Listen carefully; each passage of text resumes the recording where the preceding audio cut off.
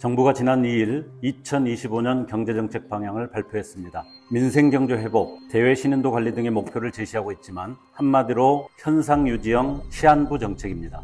이번 경제정책 방향에서 정부는 올해 성장률을 1.8%로 발표했습니다. 2.2%로 전망한 지난해 7월 대비 0.4%나 낮아진 것입니다. 경제성장률 통계가 집계된 1954년 이후 연간 경제성장률이 2%대를 밑돈 적은 IMF 외환위기 때인 1998년 등 모두 6번에 불과합니다. 다른 지표도 녹록지 않습니다. 올해 취업자 증가폭은 지난해 17만 명에서 뚝 떨어진 12만 명 증가에 그치고 경상수지 흑자 규모도 지난해에 비해 100억 달러나 줄어들 것으로 내다봤습니다. 12.3 비상계엄은 대한민국이 지금껏 쌓아온 대외 신인도를 크게 훼손시켰습니다. 여기에 트럼프 2기 미국 행정부 출범에 따른 통상 압력 위협은 대내 불확실성을 가중시키면서 한국 경제를 작은 충격에도 무너질 수 있는 위기 상황으로 몰고 가고 있습니다. 매우 강력한 내수 진작 수단과 통상 산업 관리 정책이 작동해도 쉽게 극복하기 어려운 상황입니다. 정부는 이번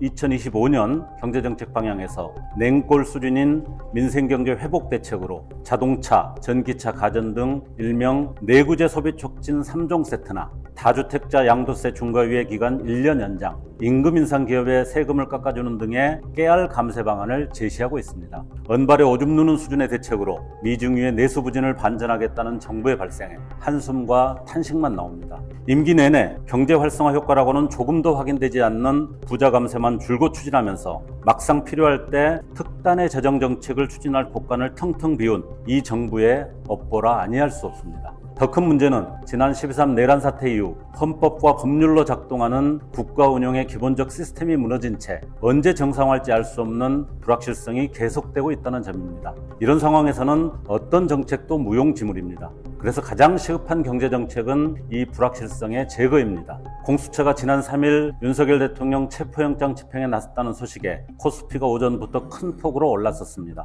2440선을 회복하더니 오후 1시경 2450선을 돌파했다가 집행 무산 소식이 전해지면서 소폭 하락하고 난 후 장을 마감했습니다. 증시 전문가들은 이날 상승세의 가장 큰 원인으로 윤석열에 대한 체포영장 집행 시도를 꼽았습니다. 내란 속의 윤석열의 계엄 선포 이후 자금을 빠르게 회수하던 외국인들이 이날 체포영장 집행 소식을 정치적 불확실성 해소 국면으로 인지했다는 것입니다. 압도적 국민들이 상식으로 이해하고 있고 심지어 해외 투자자들까지 알고 있는 이러한 진실에 대해 최상목 권한대행은 모르쇠로 일관하고 있습니다. 남들 앞에서 온갖 경제 걱정은 다 하면서 불확실성 해소를 위한 핵심 과제인 내란 수계에 대한 탄핵과 체포수사의 정상적 이행에 필요한 권한대행의 책임있는 조치를 계속 외면하고 있습니다. 대통령 권한대행의 지시를 받도록 규정된 대통령 경호처의 헌법질서 유린에 대해 방기하고 묵인하는 최상목 권한대행의 행위는 내란 연장 행위이자 대한민국 경제 파괴 행위입니다.